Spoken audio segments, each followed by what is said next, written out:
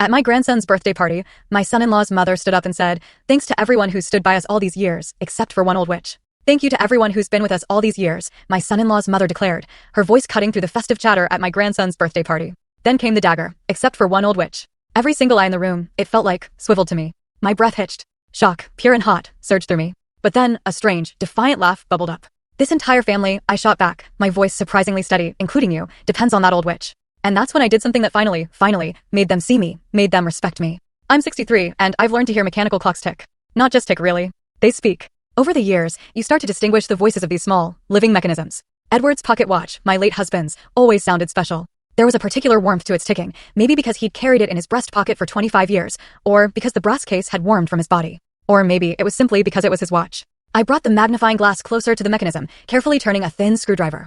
It was cold in the garage. Mid-October in Detroit is never warm. My fingers trembled slightly, and I took a deep breath. You can't rush this kind of work. The rust had almost reached the balance, but if I scraped it off carefully. My cell phone vibrated on the workbench, shattering the silence. My daughter's number, of course. Who else would call on a Wednesday afternoon? "Yes, dear."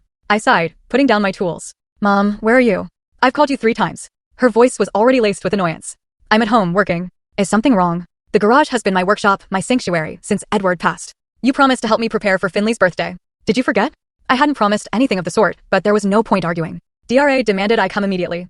I carefully placed the watch parts in a special tray and covered the workbench with a clean cloth. My gaze swept over the garage wall, where my tools hung, each in its place, labeled and cleaned.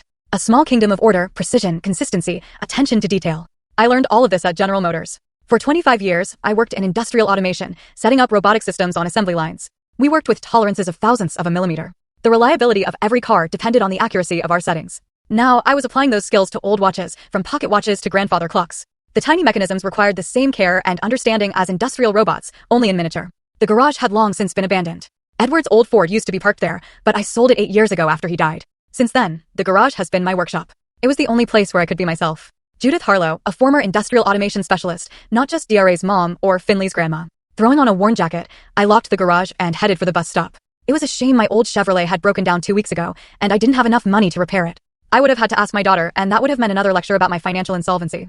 DRA and Garrett's house was in Grosse Pointe, a neighborhood where people were of a completely different caliber than me. It was over an hour away by public transportation. Time that could have been spent on Edward's clock. On the bus, I took a small notebook with my calculations out of my bag. For the last 3 months, I had been saving money for new tools. If I didn't buy a new coat this winter, I could afford a precision screwdriver set. My daughter's house appeared at the end of the street, a 2-story house with a well-kept lawn and decorative bushes, so unlike my shabby little house in the old neighborhood. Full story on channel, link below. Watch what happened next.